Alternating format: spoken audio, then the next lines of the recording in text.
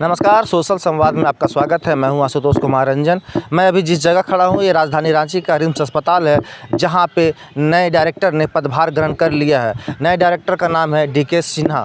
और आपको बता दें कि डीके सिन्हा जी नए पदभार ग्रहण करने के बाद काफ़ी चीज़ों में रिम्स को सुधार करके आगे बढ़ाने का काम करेंगे, जिसको लेकर मीडिया से मुखातिब होंगे। आपको हम ले चलते हैं कि डीके सिन्हा जी मीडिया से क्या बोलते हैं, उनकी आगे की प्लानिंग क्या है, ये आप उनकी प्रेस कॉन्फ्रेंस में देखिए। प्रेस कॉन्फ्रेंस इसलिए आयोजित किया गया है कि मैंने 25 तारीख को निदेशक का चार्ज लिया है। चार्ज लेने के बाद बहुत सारी क्वेरीज आ रही थी, जिसके बारे में मुझे जवाब देना ज़रूरी लगा। हमारे यहाँ केवल 3 विद्यार्थी के बारे में कंप्लेन आया था, जिसके बारे में हम लोगों ने जांच किया, जिसमें एक लड़की थी जिसका नामांकन रद्द भी हो गया, एक लड़का था जिसका यहाँ से कंफर्म हो गया कि वो फिजिकली हैंडीकैप है, और एक के बारे में अभी भी साहिबगंज डीसी के यहाँ से उसका वेरिफिकेशन आना बाकी है। मेरे यहाँ कंप्लेन जो आया उसका हम लोग किए। जैसे एडमिशन के समय में सबका वेरिफिकेशन होता है ऑनलाइन, उसका एडमिशन हो जाता है। फिर भी कुछ लोग कंप्लेन करते हैं कि नहीं ये गड़बड़ है या इसमें कुछ फर्जी है, तो उसका फिर से हम लोग वेरिफिकेशन करते हैं। एक रूटीन वेरिफिकेशन सीआईडी की तरफ से इस तरह का उन लोग सोच रहे थे कि हर का वेरिफिकेशन हो, तो ऐसा अभी तक नहीं हो रहा था। तो आने वाले दिनों में उस तरह का भी कर दिया जाएगा। जैसे मैं भी क्लिनिकल डिपार्टमेंट से जुड़ा हूँ। सर्जरी विभाग में मैं हेड था, उसके बाद यहाँ डीन था, और अभी डायरेक्टर के पोस्ट पर हूँ। तो मैंने देखा है कि छोटी छोटी बातों को जो अक्सर आप लोग के समाचार पत्रों के माध्यम से भी लोगों तक पहुँचाता है कि मरीज को कैथेटर लेना है, सिरिंज लेना है, ये सब लेना है, पड़ता है बाहर से जाके। ये बात सही नहीं थी, मतलब सही नहीं है, ऐसा नहीं होना चाहिए। इस पर ही मेरा फोकस है, पहला फोकस, कि कोई भी छोटा सामान, कॉटन, गॉज, सिरिंज, इस तरह के चीज़ों का यहाँ पर कोई कमी नहीं हो, सरप्लस हो, सो डैट कि उनको बाहर से जाने इस तरह की चीज़ लाने की ज़रूरत नहीं हो। क्योंकि 90% लगभग मरीज़ जो है, मरीज़ बहुत ही गरीब होते हैं, और वो बाहर से जाकर सामान लाएंगे तो कहीं और जाके इलाज करा सकते हैं। और रिम्स इसीलिए आते हैं कि यहाँ पर निःशुल्क इलाज होता है। मैंने चार्ज लेने के बाद ये डिसाइड किया है, हमारे पीआरओ बगल में बैठे ही हैं, डिसाइड किया है कि प्रत्येक दिन 5 बजे मीडिया हमारे पास आए। हम लोग मीडिया से जो भी सवाल जवाब करना है वो हम लोग से करें, हम लोग जवाब देने के लिए तैयार है। या हम लोग भी चाहेंगे कुछ इन्फॉर्मेशन देना जो हॉस्पिटल के बारे में या यहाँ के ट्रेनिंग के बारे में ज़रूरी है, तो आपको दिया जाएगा। मैं आप लोग से आग्रह है कि मरीज़ के इलाज में कोई व्यवधान नहीं हो। अगर आप उस तरह से जा कर के वहाँ पर अगर काम कर सकते हैं तभी कीजिए, नहीं तो ऐसे समय में जाइए जिस समय डॉक्टर लोग के राउंड नहीं चल रहा हो, डॉक्टर लोग वहाँ पर उसका इलाज नहीं कर रहे हों। कोई मान लीजिए कोई इमरजेंसी पेशेंट आया और आप वहाँ जा कर के उसका पूछताछ कीजिएगा, उसका फ़ोटोग्राफ लीजिएगा, तो उसके इलाज में व्यवधान पड़ता है। मैं चाहता हूँ कि इस तरह का व्यवधान नहीं हो। बाकी आप लोग फ्री हैं, कभी भी जाके ले सकते हैं। टेंडर के बारे में, चूँकि मैं डीन के पोस्ट पर था, तो टेंडर के बारे में मुझे उतनी जानकारी नहीं है। जो भी जानकारी है वो आप ही लोग के माध्यम से हमको पता चला, समाचार पत्रों के माध्यम से, कि साफ़ सफाई का टेंडर में कुछ जांच हो रहा था। इमरजेंसी में काफ़ी भीड़ थी जब मैं गया था। ऐसे मैं जानता हूँ कि वहाँ काफ़ी भीड़ रहती है। वहाँ पर बेड की कमी हमको लगी कि कमी है, इसीलिए बहुत सारे पेशेंट जो ट्रॉली पर ही थे।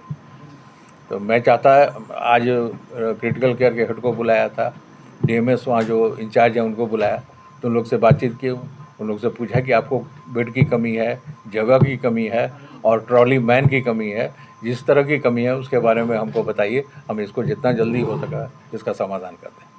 परचेज का जहाँ तक सवाल है, आज ही परचेज ऑफिसर से उनकी बात भी मैंने कराई, और जो परचेज कर सकते हैं उन लोग, जिस फाइल में अभी कोई ऑब्जेक्शन नहीं है, तो वो जो L1 हो चुका है उसको जल्द से जल्द वर्क ऑर्डर देके उसका काम किया जाएगा। मरीजों को जो यहाँ से भोजन मिलता है उसको देखने के लिए एमएस की अध्यक्षता में एक कमेटी है, और बीच बीच में कोई भी जाके उसका औचक निरीक्षण करता है। कोई भी मैनेजमेंट के लोग जाते हैं उसका औचक निरीक्षण करते हैं। अगर कोई तरह की कमी पाई जाती है, कुछ बैलेंस डाइट का अभाव पाया जाता है, तो उसके बारे में हम लोग एक्शन लेंगे। अभी जो पीएसएम के डॉक्टर हैं उनके चार्ज में है। पीएसएम में डॉक्टर फूड ये सब के बारे में जानते हैं। ऐसा बात नहीं है कि डाइटिशियन ही केवल देख सकता है, लेकिन आइडियल है कि डाइटिशियन रहना है, जिसके लिए हम लोग प्रयास करेंगे। हमारे जितने भी junior doctor, PG, senior resident और वहाँ जो कैजुअल्टी अफसर हैं वो तो रहते ही हैं, जिसको मतलब समाचार पत्रों में जनरली जूनियर डॉक्टर ही समझा जाता है। जहाँ तक यूनिट इंचार्ज, उन लोग कॉल पर रहते हैं, उनको अगर खबर किया जाता है या कोई ज़रूरत होता है तभी वो आते हैं। वहाँ से वो कॉल से भी बता सकते हैं और आके भी देख लेते हैं ज़रूरत पड़ने पर। दूसरा जो ये सिस्टम अभी चालू है, लेकिन इसमें मैं ऐड करना चाह रहा हूँ कि अभी जो DMS 3 हमारे हैं, तीनों DMS को हम रोस्टर वाइज ड्यूटी देंगे, जिससे कि एक DMS एक समय रहे, दूसरा DMS दूसरे समय रहे। किसी भी समय DMS वहाँ पर नहीं रहे, ऐसा नहीं होगा। सिचुएशन डेवलप कर रहा है कि बहुत सारा फर्जी चीज़ हो रहा है एडमिशन में, किसी का सीट मारा जा रहा है जो मेरिटोरियस स्टूडेंट है। तो इसके लिए अगर इस तरह का जो CID वाला जो इंस्पेक्शन हुआ है या जो प्रक्रिया हुई, तो इसको पहले ही सरकमवेंट करने के लिए हम लोग सबका करा देंगे। ये कंपल्सन के तौर एक कंपल्सन मतलब इसको कंपल्सरी बना देंगे। डीन ऑफिस को कहा जाएगा कि आप सबका वेरिफिकेशन कीजिए, जितने भी एडमिशन लेते हैं, जो UR हैं उनको छोड़ के जितने भी कास्ट सर्टिफिकेट या रेजिडेंशियल का गड़बड़ी करते हैं उन सबका कीजिए। नहीं तो उसमें तो फिर भी तो संभावना है कि आप एडमिशन लेने के बाद जांच कराएंगे तो रद्द हो जाएगा सीटें, तो फिर मेधावी छात्रों की खाली रह जाएंगी। हाँ, तो इसमें अब NMC कोई रेगुलेशन लगावे तो अलग बात है। हाँ, अपने लेवल पर आप जिसका अगर गड़बड़ पाया जाता है उसको कैसे रखिएगा, सो बताइए। कंप्लेन के आधार पर अभी हो रहा है। अब चूँकि CID को चाहिए या कुछ लेटर लेके आया, उसमें उन्होंने बताया कि सबका वेरिफिकेशन आपके तरफ से होना चाहिए था, तब ये हम लोग एक दिमाग में रख लिए कि भाई सबका करेंगे। और इनका जहाँ तक सवाल है कि ऑनलाइन बहुत सारे का दिखाता है सही, लेकिन कुछ दिन के बाद वो गायब हो जाता है। अब यहाँ इतना अब हम लोग भी उतना नहीं जानते हैं इसके बारे में, आज का जो डिजिटल फ्रॉड है उसके बारे में, तो इसको फिजिकल वेरिफिकेशन कराना पड़ता है। 2 महीना बीत गया, सबका रिजल्ट तैयार है ना। उन लोग को नियुक्ति पत्र देना है, GB में देनी थी, जो 1 तारीख 12 नहीं अभी प्रपोज था, पहले 3 तारीख था, फिर 12 तारीख हुआ, प्रपोज था। GB टल गया, इसीलिए उन लोगों का टल गया, लेकिन निकट भविष्य में हम समझते हैं जल्द ही होने वाला है। देखिए, निदेशक का हर आदमी का अपना अपना रहता है, एक सोचने का ढंग अपना। मेरा अपना ये पर्सनल ढंग है कि 9 बजे से 5 बजे तक का जो समय है, जिसमें बीच में रिसेस है लंच का, उतने तक तो डॉक्टर को यहाँ रहना पड़ेगा। अब 9 बजे के बदले 9:15 में पहुँचते हैं, जाम की स्थिति के कारण गाड़ी में कुछ दिक्कत हो जाता है, 9:30 में पहुँचते हैं, तो 10 बजे तक उनको अलाउ, आप लोग को देख लेना चाहिए भाई 10 बजे तक कोई कारण से नहीं आया, कभी कभी ऐसा हो सकता है। और इवनिंग में कभी कभी सर्जिकल काम रहता है, तो इवनिंग में देखिएगा कुछ डॉक्टर 5 बजे के बाद भी जाते हैं, तो उसको तो कभी कोई आप लोग निकालते नहीं हैं। यहाँ डॉक्टर ओवर टाइम करते हैं, उसका कोई उनको पैसा नहीं मिलता है। सफल सर्जरी तो एक दूसरी बात है, टाइम पीरियड का, कि डॉक्टर लोग समय पर नहीं आता, इसका तो बड़ी फोटो निकलता है कि अभी सर्जरी के आउटडोर में देखिए कोई डॉक्टर नहीं है, तो उनको हो सकता है कि जाम में कहीं फंस गए हों। तो एक दिन ना, हाँ, तो डेली तो आप नहीं निकालते हैं, डेली बोलेगा तो डेली निकाल तो देंगे। निकालिए। हम तो चाहेंगे आप डेली निकाल, 1 सप्ताह का अगर हमको निकाल के दीजिए उस पर कार्रवाई करेंगे हम। निजी उसमें आप कैसे आने लेट आने का बात कर रहे हैं।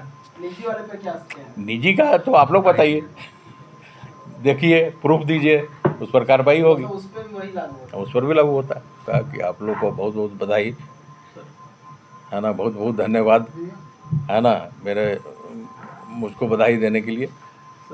दूसरा है कि दूसरा जो आपका प्रश्न था कि इसको निगेटिव देखिए, बहुत पुरानी बात है कि निंदक नियरे राखिए आंगन कुटी छवाए।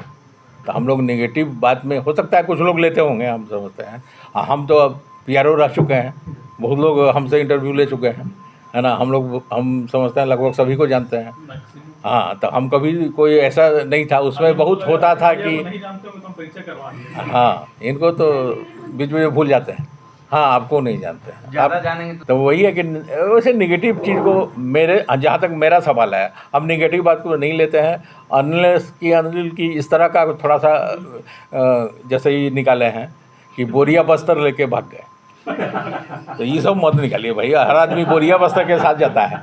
हम लोग दोनों आदमी मिल करके आपस के प्रयास से रिम्स को सुधारें, रिम्स जैसे अभी भी झारखंड का प्रीमियर इंस्टीट्यूट है, तो देश का प्रीमियर इंस्टीट्यूट बने, इस तरफ हम लोग आगे बढ़े। हम भी आपको इज्जत दें, आप भी हमको इज्जत दीजिए। एक परस्पर जिसको कहा जाता है ना, एक म्यूचुअल अंडरस्टैंडिंग से हम लोग काम करें और आगे बढ़ें। देखिए यहाँ बहुत सारे कर्मचारी जो हैं बहुत काम करते हैं, ऐसा बात नहीं है। अगर आप देखिएगा दिन भर लगे रहते हैं, कहीं ना कहीं कुछ ना कुछ सिस्टम में गड़बड़ी है, जिसके चलते यहाँ भी कुछ उसका असर पड़ता है। समाज में कुछ गड़बड़ी है, उसका भी असर पड़ता है। अब इस पर हम भाषण देने लगे तो बहुत लंबा भाषण। हमारे पीआरओ अलग से इसके लिए हैं, तो हमको क्यों आप फोन कर 11-12 बजे तक हमको मत, हम एक बार हम आप लोग सुनिए ना, हम मेरा एक आप लोग से रिक्वेस्ट है कि अगर कोई भी आपको जानकारी लेनी है, ऑफ रिकॉर्ड बात कर लीजिए थोड़ा। हाँ छोड़ो ना, वो सब हो गया। कोई भी आपको जानकारी लेनी है तो आप पीआरओ से बात कीजिए। इनको जितनी भी जानकारी होगी और जो जानकारी इनके पास सुलभ होगी वो ज़रूर आपको देंगे। हम बता रहे हैं कि सोमवार से 5 बजे के बाद आपका टाइम है। जैसा कि आपने देखा कि नए निदेशक डीके सिन्हा ने मीडिया से मुखातिब होते हुए रिम्स को आगे बढ़ाने के लिए बहुत सारी चीज़ों का जिक्र किया। अब आने वाला समय बताएगा कि रिम्स किस ओर जाता है और यहाँ पे लोगों को कितना सुविधाएं मिलती है। बाकी तमाम खबरों के लिए आप हमारे सोशल संवाद न्यूज़ से बने रहिए। सहयोगी पंकज के साथ मैं आशुतोष कुमार रंजन, नमस्कार।